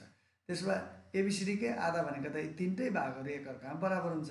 त्यसकारण CDNB हाम्रो जे छ प्रमाणित गर्नुपर्ने plus ANB equal to AMB यो राखिदिउँ। किन भन्दा तथ्य 1 र 3 अनुसार हामीलाई चाहिएको चिज प्रमाणित भयो। यसरी जे अगाडि तथ्य प्रयोग गर्यौँ, एउटै आधार उही समानान्तर रेखा बीचमा बनेका समानान्तर चतुर्भुजको क्षेत्रफल बराबर हुन्छ। त्रिभुजहरू पनि बराबर हुन्छ। त्रिभुज र समानान्तर चतुर्भुजको रिलेसन के रहेछ भन्दा त्रिभुजको क्षेत्रफलको आधा 2 गुणा समानान्तर चतुर्भुज हुन्छ, अथवा समानान्तर चतुर्भुजको क्षेत्रफलको आधा त्रिभुज हुन्छ। यी नै तीनवटा तथ्य र विकर्णलाई समानान्तर चतुर्भुजले आधा गर्छ भन्ने तथ्यका आधारबाट हामी हरेक खालका यस्ता समस्याहरू समाधान गर्न सक्छौँ। अब अर्को हेर्नुहोस् त के दियो। एउटा महत्त्वपूर्ण परीक्षामा सोधेको मोडलको क्वेसन, सँगैको चित्रमा PQRS एउटा समानान्तर चतुर्भुज हो, R अब भने RQN यो त्रिभुज RQN इक्वल टु MNS हुन्छ भनेर प्रमाणित गर्नुपर्ने। RQN भन्ने त्रिभुज र MNS भन्ने त्रिभुज बराबर हुन्छ भनेर देखाउनु पर्ने। अब यहाँ त्रिभुज अनि समानान्तर चतुर्भुज नि दियो भनेपछि सचको आधा त्रिभुज हुन्छ भन्ने रिलेसनलाई प्रयोग गर्नु पर्यो। अब यहाँ यो समानान्तर चतुर्भुज PQRS मा PQN यो PQN भन्ने त्रिभुज चाहिँ यो सच PQRS को आधा हुन्छ। किन भन्दा एउटै आधार PQ अनि उही समानान्तर रेखा हो यो SN बीचमा बनेको यो त्रिभुज यो सचको आधा हुन्छ पहिलो। दोस्रो, फेरि हामी अर्कोमा जाउँ, PMS अथवा PMS यतातिर आधार हेर्ने हो भने PMS भन्ने त्रिभुज पनि यो PQRS को आधा हुन्छ। किन भन्दा एउटै आधार PS र उही समानान्तर रेखा क्युआर बीच बनेको यो त्रिभुज यो सचको आधा हुन्छ। कारण एउटै। अब यो पिएमएस आधा हुन्छ भने यो समानान्तर चतुर्भुज अहिले कति टुक्रामा विभाजित छ हेर्नुहोस् त। एउटा टुक्रा यो त्रिभुज, अरू दुईटा त्रिभुजहरू छन्। एउटा यो ठुलो त्रिभुज आधा हुन्छ भने बाँकी दुईटा पनि आधा हुनु पर्यो। त्यसो भए पिक्युएम र एसआरएम को दुईटा जोड्दा पनि आधी हुन्छ, किनभने पिएमएस चाहिँ आधा भएपछि त बाँकी भाग आधा हुनु पर्यो नि। समान्तर चतुर्भुजका बाँकी भाग चाहिँ आधा हुने भएकोले अघि एउटा आधी हो भने बाँकी भाग पनि आधा हुन्छ। अब त्यही पिक्युआरएसको आधा पिक्युएन, त्यही पिक्युआरएसको आधा पिएमएस, त्यही पिक्युआरएसको आधा पिक्युएम प्लस एसआरएम हो भने यी एकअर्कामा बराबर हुन्छ। पिक्युएनसँग यो बराबर गर्न सक्यो तथ्य 1 र 3 अनुसार। अब पिक्युएन हेर्नु त फेरि पिक्युएन कति टुक्रामा विभाजित छ। पिक्युएन भनेको पिक्युएम यो प्लस क्युएमएन छ। पिक्युएम प्लस क्युएमएन यो दुईटा टुक्रा, यसलाई सिङ्गो टुक्रा तथ्य भन्छ। यसलाई सिङ्गो वस्तुलाई टुक्राइदिएको हो र यतापट्टिको पिक्युएम प्लस एसआरएम छँदैछ। सिङ्गो टुक्रा तथ्यानुसार यो सिङ्गोलाई टुक्राइएको। अब दुवैतर्फबाट पिक्युएम के गरियो, हटाइयो। के बाँकी रह्यो, क्युएमएन इक्वल टु एसआरएम। दुवैतर्फ पिक्युएम ट्रेङ्गल हटाउँदा बराबर हटाइयो। अब क्युएमएन र एसआरएम बराबर, क्युएमएन भनेको यो, एसआरएम भनेको यो ट्रेङ्गल। अब यो बिचमा छ नि यो जुन चाहिँ एमएनआर, यो एमएनआर दुवैमा जोडिदिन्छ। क्युएमएनमा पनि एमएनआर जोडियो, एसआरएममा पनि एमएनआर जोडियो। त्यसो भए यसलाई के कारण दिन सकिन्छ, दुवैतर्फ बराबर एमएनआर जोड्दा थप्दा। हाम्रो बराबरी तथ्य भनेको के हो, बराबर परिमाणमा बराबर थप्न पनि सकिन्छ, बराबर परिमाणमा बराबर निकाल्न पनि घटाउन पनि सकिन्छ, गुणन गर्न पनि सकिन्छ, भाग गर्न पनि सकिन्छ। बराबर परिमाणले यसलाई बराबर तथ्य भन्छ। त्यसो गर्दा बराबरै भइरहन्छ। अब क्युएमएन प्लस एमएनआर, क्युएमएन प्लस एमएनआर जोड्दा के त्रिभुज बन्यो, क्युएनआर बन्यो, एमक्युआर बन्यो। अर्को एसआरएममा एमएनआर जोड्दा के बन्यो, एमएनएस बन्यो।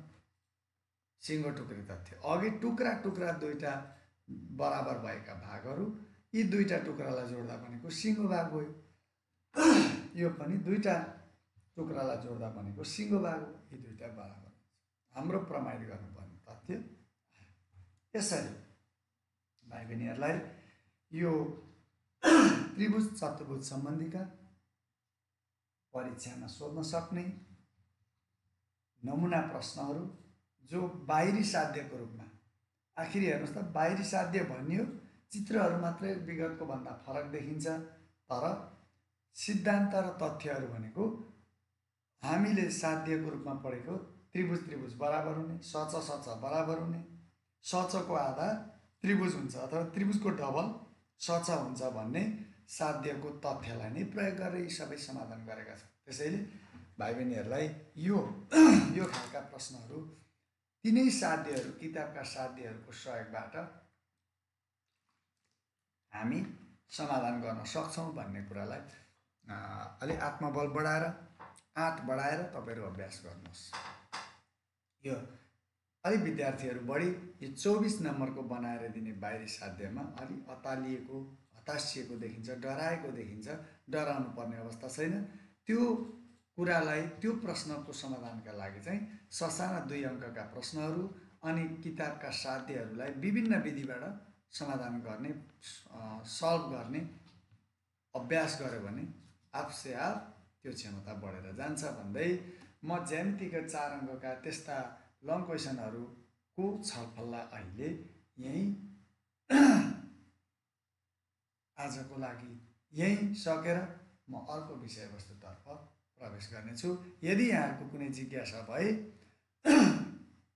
कमेन्ट बक्समा कमेन्ट गर्नुहोस्, अथवा तपाईँ कुनै पनि हामीलाई व्यक्तिगत सम्पर्कबाट पनि तपाईँहरूले त्यस्तो आफ्ना जिज्ञासाहरू राख्न सक्नुहुनेछ। त्यसलाई हामी समाधान गर्ने कोसिस गर्नेछौँ। तपाईँ यो सामग्रीलाई निरन्तर लाइभ प्रोग्राममा हेर्ने सक्षमता तपाईँमा भएन भने खाँदबारी नगरपालिका अनलाइन एजुकेसन भन्ने खाँदबारी नगरपालिकाले क्रिएट गरेको युट्युब च्यानलमा सब्सक्राइब गर्नुहोस्। त्यहाँबाट यी मेटेरियलहरू भिडियोको रूपमा त्यहाँ रहेका छन्, तिनीहरू डाउनलोड गर्नुहोस् र तपाईँलाई अनुकूल भएको समयमा हेरेर आफ्नो क्षमता अभिवृद्धिका लागि केही मात्रामा भए पनि यसले सहयोग गर्न सक्छ। त्यसैले त्यसलाई भरपुर उपयोग गर्नुहोस् भन्ने सूचना सन्देश प्रदान गर्दै प्रवाह गर्दै अब म अलिकति अगाडि बढ्ने अनुमति चाहन्छु। अब अघि मैले भने प्रयोगात्मक प्रमाण साह्रै महत्त्वपूर्ण र सजिलो प्रश्न हो। रचना त्यस्तै एउटा प्रश्न हो। यी दुईटा लङ क्वेसन, 4 अङ्कका क्वेसन र यो प्रयोगात्मक प्रमाणको छलफल गर्न गइरहेको छु म। प्रयोगात्मक प्रमाणका लागि सोध्ने क्वेसनहरू निश्चित छन्। त्यो निश्चित क्वेसनहरू एसई का लागि है, एसई परीक्षाका लागि निश्चित क्वेसनहरू छन्। ती निश्चित क्वेसन तपाईँ यदि तयार हुनुभयो भने त्यो क्वेसन त्यहीबाट परीक्षामा सोधिने हो। ती निश्चित क्वेसन कुन कुन हुन् त? एकपटक म तपाईँलाई सम्झाउँछु। यो तपाईँ घरमा अभ्यास गर्न सक्नुहुन्छ। त्यस्तो गाह्रो मान्नुभएको पनि छैन तपाईँले, मात्रै धेरैवटा प्रयोगात्मक प्रमाणका अभ्यासहरू तपाईँले घरमा प्र्याक्टिस गरे जस्तो लाग्छ। तर तीमध्ये कुन कुन चाहिँ महत्त्वपूर्ण रहेछन्, म यसमा तयारी रहेछु कि रहेनछु भनेर तपाईँ आफ्नो मूल्याङ्कन, आत्ममूल्याङ्कन आफै गर्न सक्नुहुन्छ। यसले हेर्नुहोस्, महत्त्वपूर्ण यो प्रश्न नम्बर 18 मा सोध्छ प्रयोगात्मक परीक्षण सम्बन्धी के रहेछ? वृत्तको केन्द्रबिन्दुबाट जीवामा खिचेको लम्बले जीवालाई आधा गर्छ। यो दोस्रो प्रायोरिटीमा पर्छ। पहिलो प्रायोरिटीमा त्यत्रो महत्त्वको साथ हेरेको छैन, किन भन्दा यो कक्षा 9 मा अध्ययन गरिएको हो। कक्षा 10 बाट सोध्ने हो एसई परीक्षामा। त्यसैले यो हुन त कहिलेकाहीँ सोधेको छ, यो जान्नु त पर्छ, तथापि योभन्दा प्रायोरिटीमा अरू छन् र पनि यसमा पनि प्र्याक्टिस गर्नु होला। दोस्रो, बराबर जीवा बराबर खिच्नु पर्यो एउटै नापका, केन्द्रबिन्दुबाट बराबर दूरीमा पर्छ। यो पनि क्लास 9 मा पढ्यो।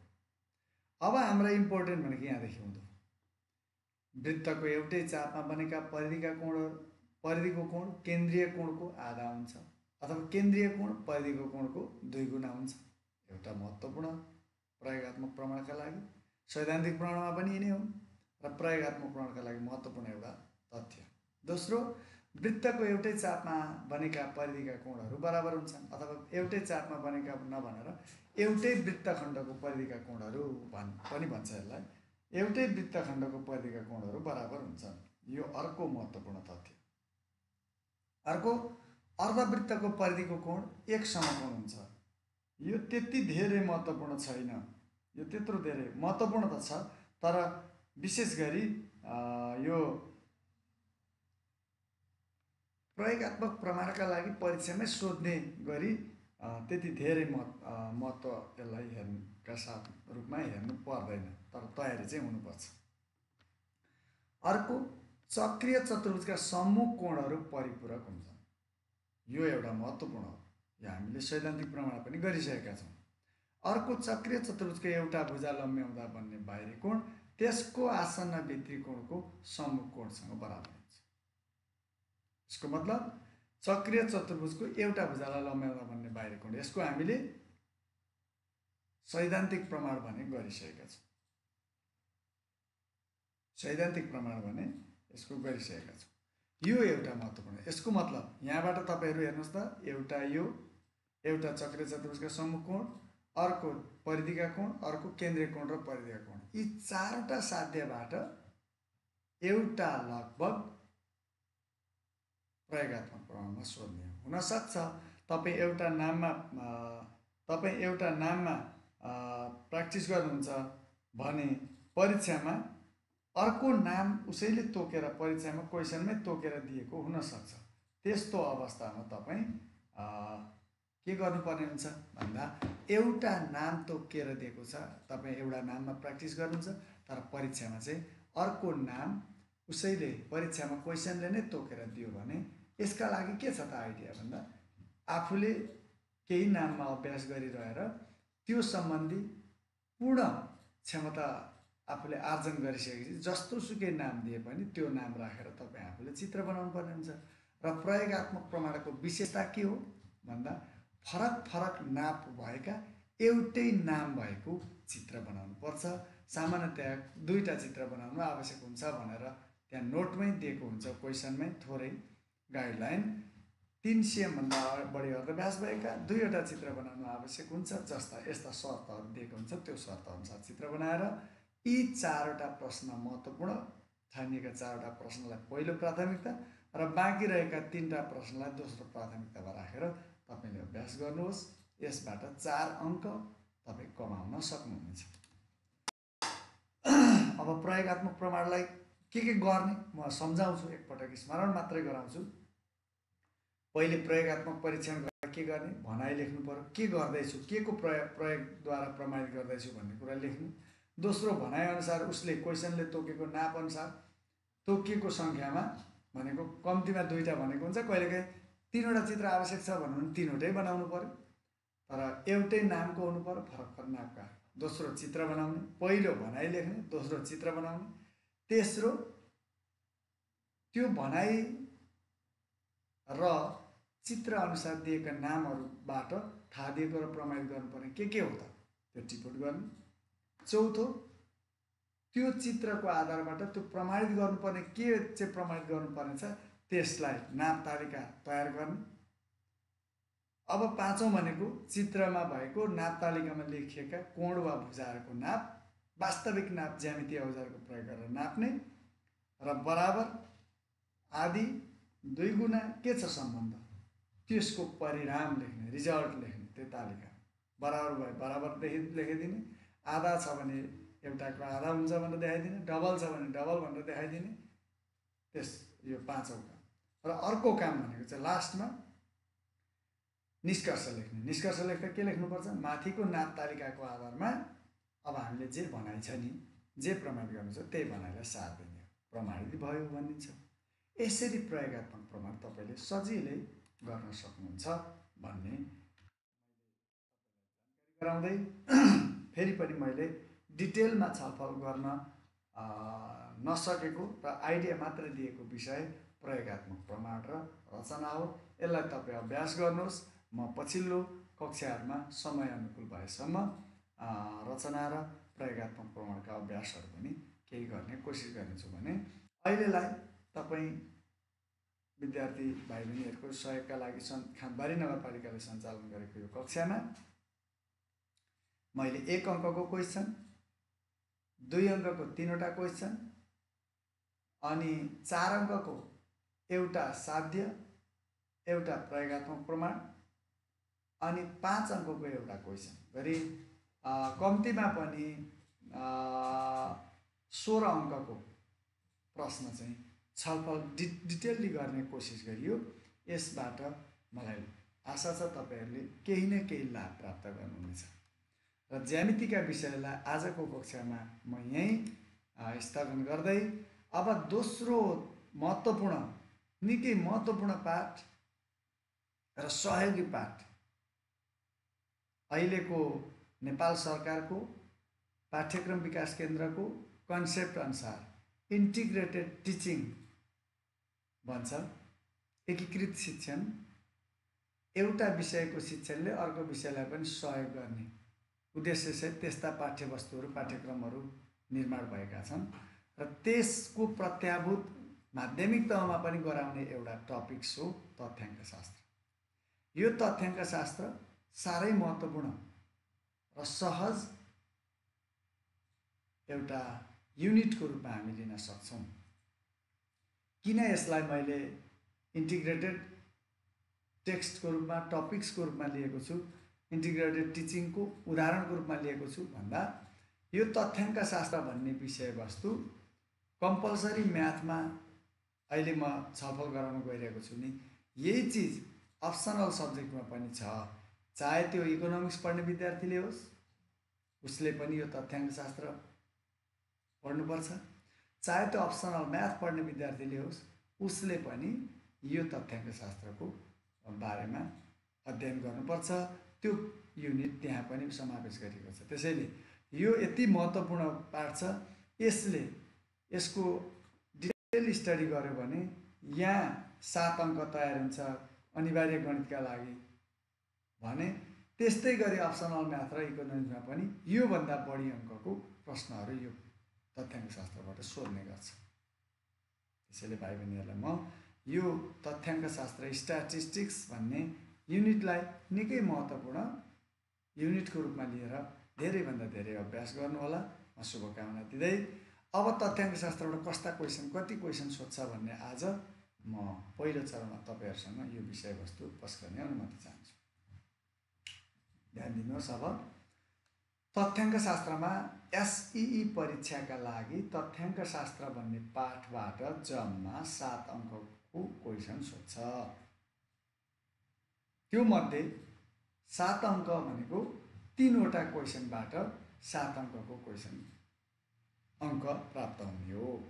एउटा भेरी सर्ट क्वेसन 1 अङ्कको, अर्को सर्ट क्वेसन 2 अङ्कको, अर्को लङ क्वेसन 4 अङ्कको। धेरै छोटो अति छोटो प्रश्न 2 को बीमा सोध्छ। यहाँ परिभाषा पनि हुनसक्छ, यहाँ सम्बन्ध पनि हुनसक्छ, यहाँ सूत्र पनि हुनसक्छ, यहाँ कुनै सामान्य मान पत्ता लगाउनु पनि हुनसक्छ। हामी यसलाई उदाहरणमा पछि छलफल गर्नेछौँ।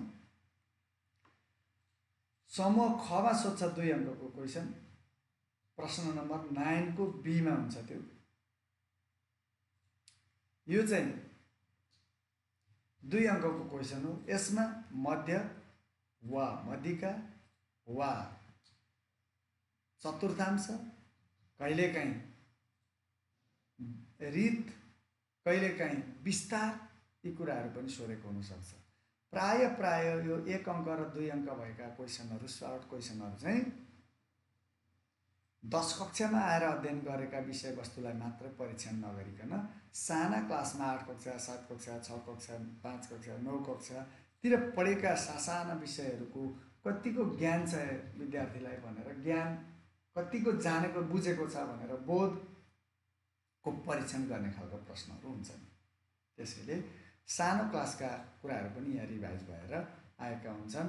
यो 2 को बी र 9 को बी अथवा अति छोटो र छोटो उत्तर आउने प्रश्नमा भने लामो उत्तरका लागि चाहिँ एउटा क्वेसन 4 अङ्कको सोध्छ तथ्याङ्क शास्त्रबाट।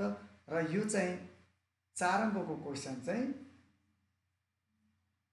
विशेष गरी 4 अङ्कको क्वेसन भनेको मध्य वा मध्यिका वा चतुर्थांशबाट सोध्ने गर्छ। यो बाहेक तथ्याङ्क शास्त्रमा पढ्ने हाम्रा विषयवस्तु भनेको मध्य, मध्यिका, चतुर्थांश, रित, यी विस्तार मात्र नभएर स्तम्भ चित्रहरू, वृत्त चित्रहरू, पाइ चार्ट, डायग्रामहरू हामीले पढ्नुपर्छ। त्यो विषयवस्तुले फेरि अङ्ग्रेजी, कहीँ अङ्ग्रेजीमा पनि मैले वृत्तचित्र देखेको छु। सामाजिकमा साह्रै बढी प्रयोग हुन्छ, जनसङ्ख्यामा साह्रै बढी प्रयोग हुन्छ पाइ चार्ट र डायग्रामहरू, बार डायग्रामहरू, त्यसलाई पनि यसले सहयोग गर्छ। त्यसैले यो तथ्याङ्क शास्त्र त गणितका लागि मात्र उपयोगी नभएर अरू विषयका लागि पनि साह्रै सहयोगी र उपयोगी युनिटको रूपमा भएको हुँदा सबै भाइ बहिनीहरूलाई यो व्यावहारिक पनि छ, घर व्यवहारमा साह्रै बढी प्रयोग हुन्छ। हामीले चाहिँ जस्तो मध्यक भनेर हामी पढ्छौँ। मध्यक भनेको के हो? हामीलाई मध्यक भन्ने नयाँ शब्द लागे पनि मध्यले पनि बताउँछ, तैपनि गाउँघरमा हामी कुनै व्यवहार गर्दा पनि सालाखाला भनेर प्रयोग गरिरहेको शब्द नै हो त्यो मध्य। त्यसैले यो व्यावहारिक छ। यसको 7 अङ्कको क्वेसन तयारीका लागि तपाईँहरूलाई अब म यसका महत्त्वपूर्ण भागहरू, जस्तै 1 अङ्कमा नमुना प्रश्न कस्तो हुन्छ त? 1 अङ्कका सर्ट क्वेसन यहाँ 2टा मात्रै मैले उदाहरण पस्केको छु, यतिले मात्रै पुग्ने होइन, तर यस्तै खालका सामान्य क्वेसनहरू हुन्छन्। खालि सूत्रहरूको सम्बन्ध दिएको छ। यहाँ एउटा क्वेसन, निरन्तर श्रेणीमा, निरन्तर श्रेणी भनेको कन्टिन्युअस सिरिज, अविच्छिन्न श्रेणीमा मध्यिका पर्ने श्रेणीको तल्लो सीमा, लोअर लिमिट यल लेख्छौँ हामी फर्मुलामा। लोअर लिमिट चाहिँ तल्लो सीमालाई चाहिँ यल सङ्केत गरी, बारम्बारताहरूको योगफल भनेको यफको टोटल जसलाई हामीले यन सङ्केत गरी, मध्यिका श्रेणीभन्दा अघिल्लो श्रेणीको सञ्चित बारम्बारता, मध्यिका जहाँ पर्यो त्योभन्दा अघिल्लो माथिल्लो श्रेणीको बारम्बारतालाई सिएफ लेख्यो। मध्यिका पर्ने श्रेणीको बारम्बारतालाई एफ र श्रेणीको अन्तरलाई त्यो वर्गान्तरलाई एच, माफ गर्नु होला यहाँ एच हो, यो एच मानिएको छ भने एच छ भने त्यसमा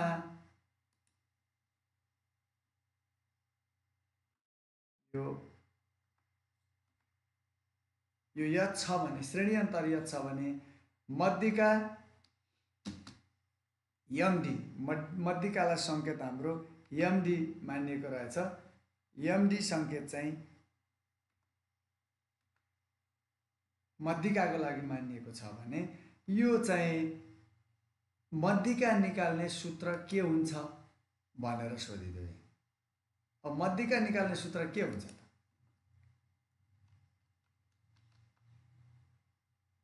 मध्यिका निकाल्ने सूत्र के हुन्छ तपाईँ आफै हेर्न सक्नुहुन्छ। मध्यिका निकाल्ने सूत्र हामीले के जानेका छौँ? L plus N by two minus CF upon F into I. L plus N by two minus CF upon F into I, यो हामीले पढेका छौँ। अब यो फर्मुलामा हामीले आई पढेका थियौँ भने यहाँ प्रश्नमा चाहिँ एच दिएको छ, त्यसैले आई भनेको इन्टरभल, एच भनेको हाइट भनेर मान्ने गर्छौँ नर्मल्ली। त्यसैले यहाँ एच दिएको छ भने एचै मान त्यो। अब तपाईँ विद्यार्थी भाइ बहिनीहरूले सूत्र चाहिँ बुझ्नु भएको छ, भोग्नु भएको छ, जान्नु पनि भएको छ, मात्रै यसले के परीक्षण गर्छ भन्दा खालि आई मात्रै घोकेर पढेको रहेछ, नबुझिकन घोकेर पढेको रहेछ भने त्यो श्रेणी अन्तरलाई आई मानेको भए आई, एच मानेको भए एच, डी मानेको भए डी, जे मान्छ कुन चिज के हो भनेर यसको एब्रिभिएसन यो एल भनेको के हो, एन बाई टू भनेको के हो, सिएफ भनेको के हो, एफ भनेको के हो र एच भनेको के हो भन्ने सङ्केत चाहिँ तपाईँले यही सङ्केत मात्रै नभनेर अरू सङ्केत मानेर पनि गर्न सक्ने क्षमता बढाउनु पर्छ। सूत्र मात्रै यदि सूत्र लेख्दा 1 नम्बर आए। यही 1 अङ्कको क्वेसनमा अर्को हेर्नुहोस् त।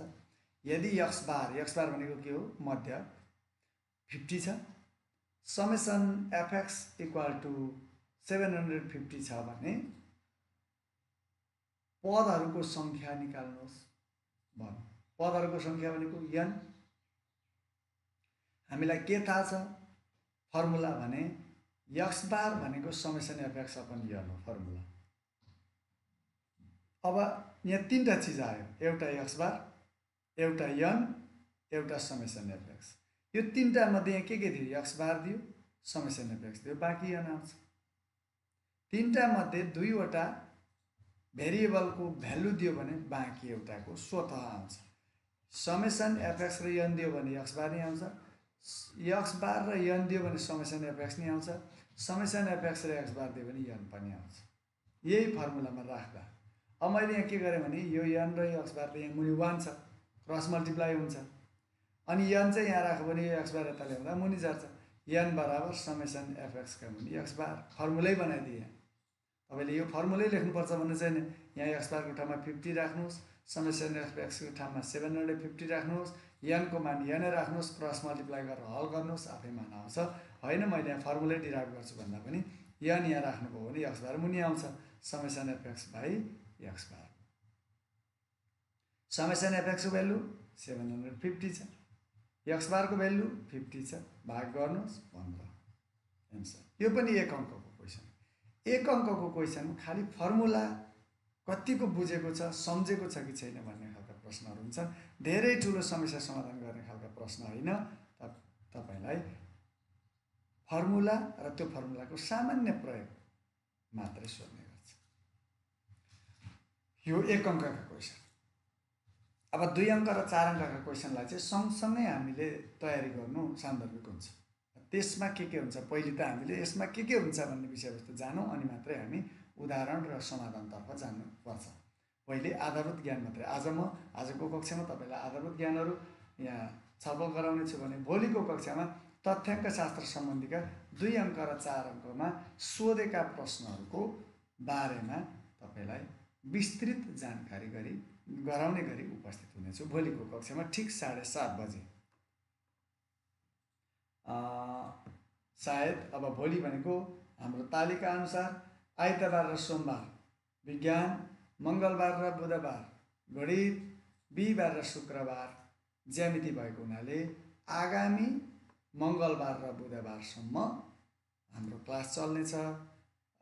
शुक्रबारसम्म र मङ्गलबार र बुधबार 2 दिन तपाईँहरूलाई फेरि गणितका यी तथ्याङ्क शास्त्र सम्बन्धीका विषय लिएर म उपस्थित हुनेछु। 2 अङ्क र 4 अङ्क आउने प्रश्नको तयारीका लागि अब यो 2 अङ्क र 4 अङ्कमा के सोध्छ लङ क्वेसनमा भन्दा मध्यका चतुर्थांश यति हो सोध्ने। र त्यसमा कहिलेकाहीँ पाइ चार्टमा त्यो अतिरिक्त तपाईँलाई अर्को विषयलाई पनि सहयोग हुने भएको हुनाले कोसिस गर्नेछु त्यो पनि प्रस्तुत गर्ने। अहिले हामी मेजरमेन्ट अफ सेन्ट्रल टेन्डेन्सी, केन्द्रीय प्रवृत्तिका नाप भनेर भन्छ यसलाई, मध्यक, मध्यका र चतुर्थांश। अब यो मध्यक होस् या मध्यका होस् या चतुर्थांश होस्, यी तीनटा जेसुकै पत्ता लगाउन पनि विशेष गरी 3 खालका क्वेसन सोध्छ। ती क्वेसनलाई हामीले 3 प्रकारका श्रेणीहरूको बारेमा हामी छलफल गर्छौँ, उदाहरणहरू प्रयोग गर्छौँ, प्रस्तुत गर्छौँ। ती श्रेणीहरू के हुन् त भन्दा व्यक्तिगत श्रेणी इन्डिभिजुअल सिरिज, खण्डित श्रेणी डिस्क्रिट सिरिज र अविच्छिन्न श्रेणी, यसलाई वर्गीकृत तथ्याङ्क पनि भनिन्छ, यो चाहिँ कन्टिन्युअस सिरिज। यी 3 खालका मध्यक निकाल्न पनि यही 3टा श्रेणी, मध्यका निकाल्न पनि यही 3टा श्रेणी, चतुर्थांश निकाल्न पनि यही 3टा श्रेणीको हामी उदाहरण अभ्यास गर्नेछौँ।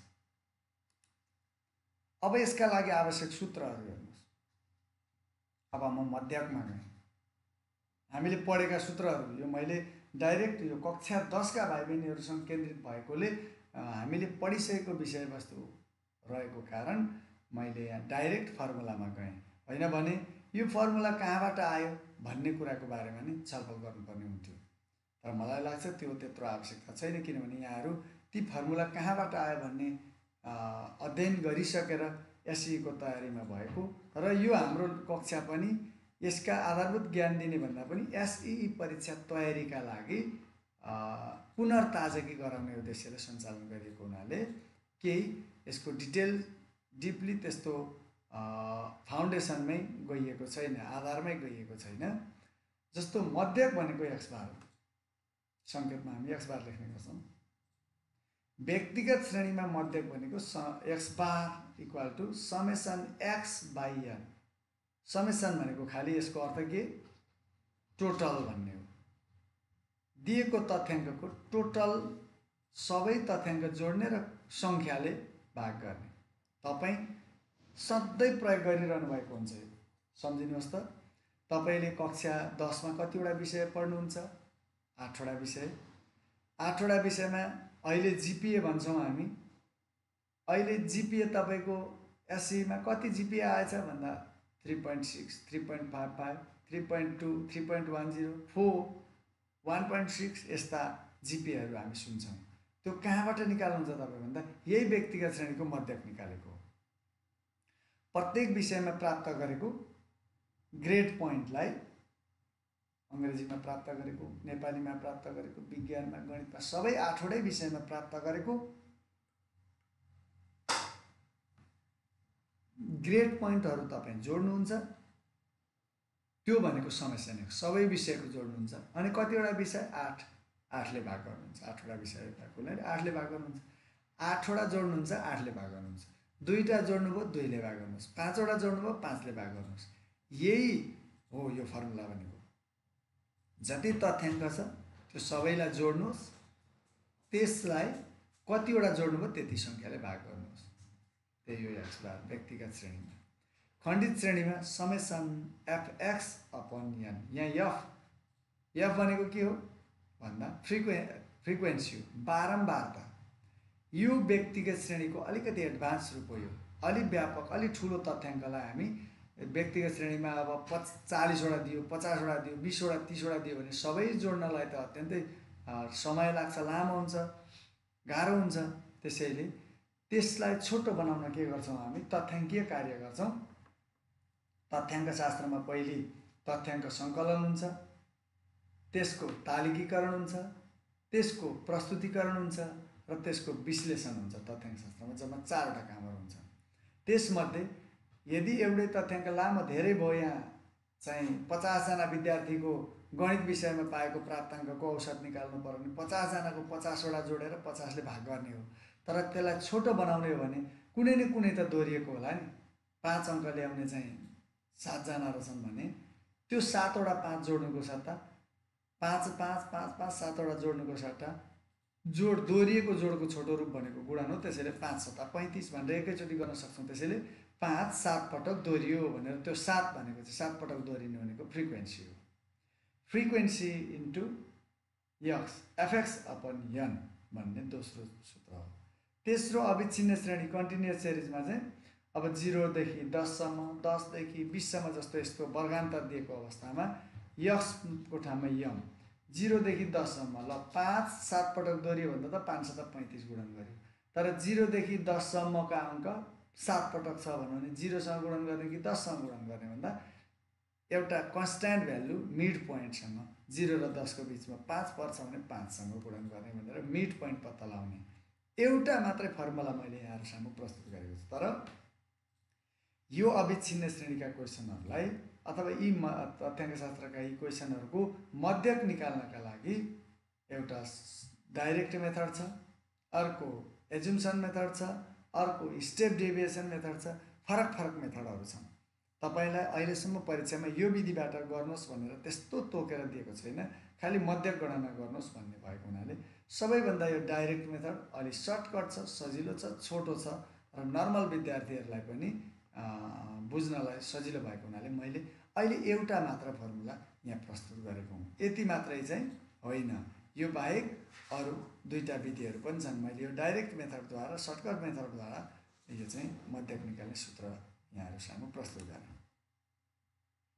मध्यक अब मध्यकालाई संकेतमा एम मात्र लेख्न सकिन्छ, एमडी पनि लेख्ने गरिएको पाइन्छ।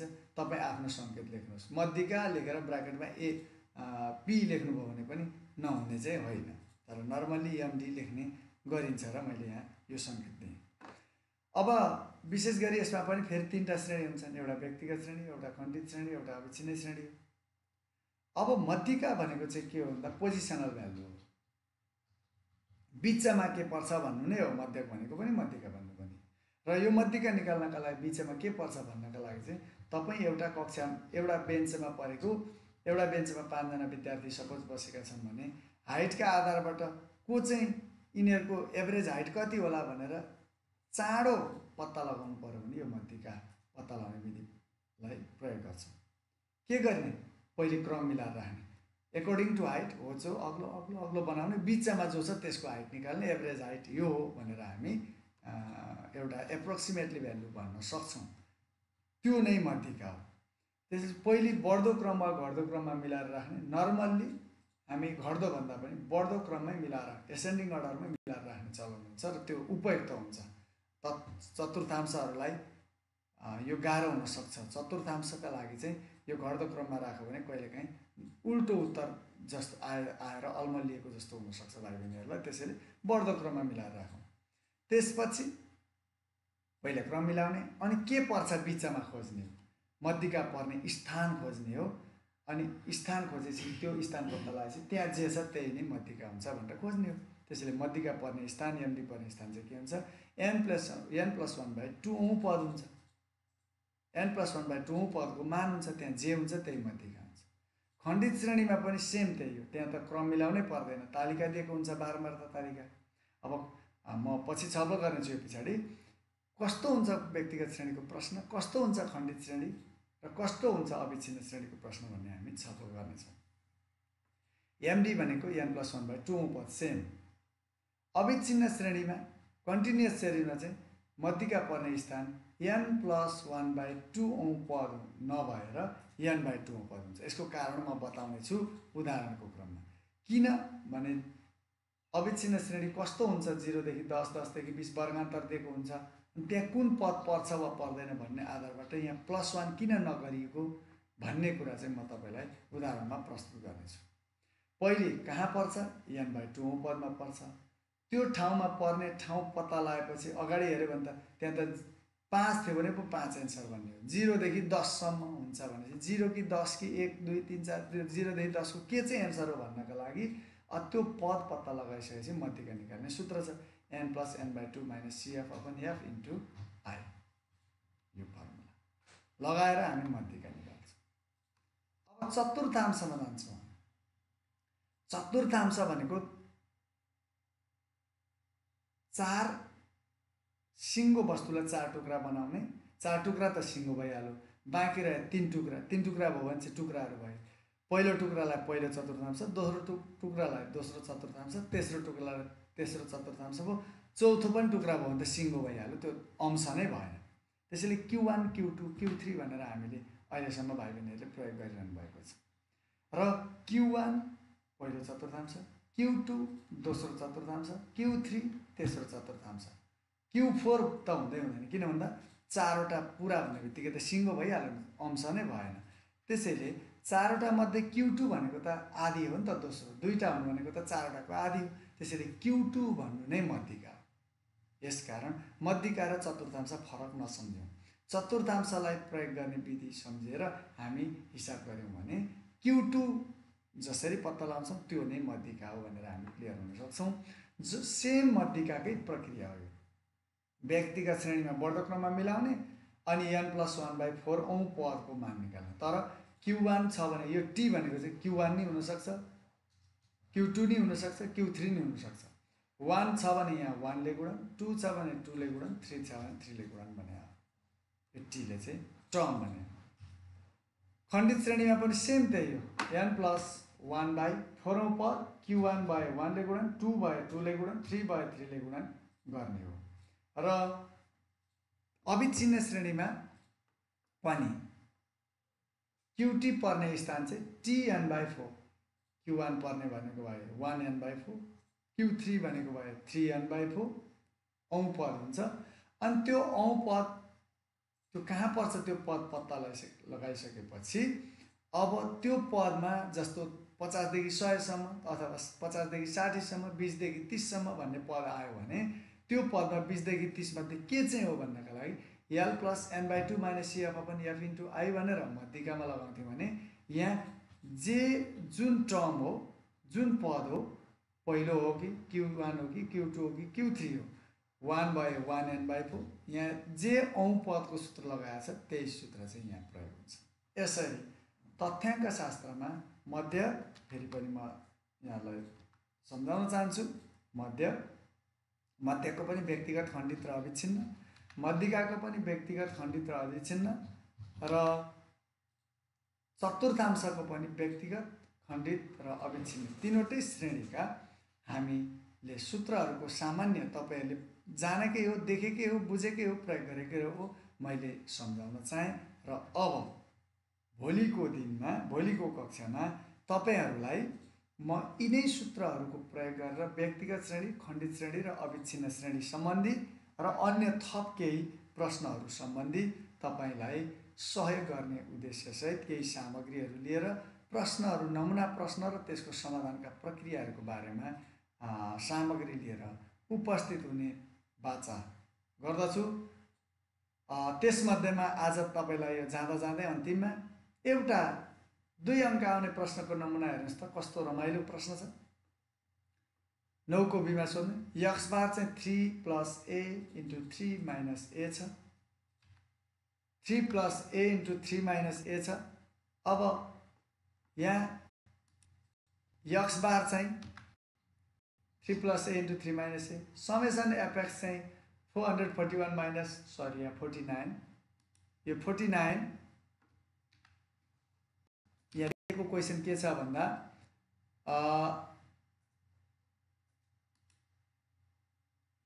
x bar = 3 + a * 3 - a, summation fx = 441 -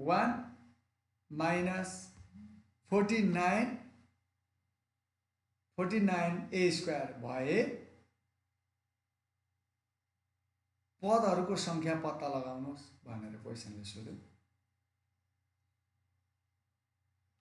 तपाईँ त्यहाँ हेर्न सक्नुहुन्छ के दिएको छ। अब यहाँ भन्दा हामीलाई n = के छ, अघि 1 नम्बरमा नि यही क्वेसन सोधेको छ। समेसन fx/x बार हुन्छ, समेसन fx को भ्यालु 441 माइनस यहाँ 49 थियो 49a स्क्वायर बाई एक्स बार भनेको 3 प्लस ए 3 माइनस ए त अल्जेब्रिक रिलेसन यहाँ सोधिदिएको छ। आखिरी फर्मुला यो हो तर यहाँ अल्जेब्रिक रिलेसन।